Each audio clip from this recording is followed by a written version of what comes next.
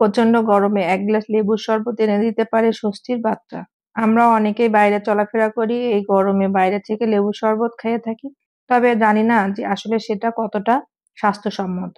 তাই চলুন আমরা একটা স্বাস্থ্যসম্মতভাবে লেবুর শরবত তৈরি করে নিই। প্রথমে আমি এখানে কিছুটা ঠান্ডা পানি নিয়ে নিয়েছি এবং দিয়ে দিয়েছি স্বাদমতো চিনি।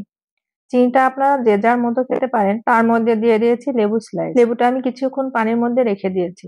পানির মধ্যে লেবুটা রেখে দিলে রসটা বের করতে সুবিধা হয়। লেবুটা চিপে আমি ওপর থেকে খোসাটা ফেলে দিয়েছি। তার মধ্যে দিয়ে দিয়েছি বিট লবণ।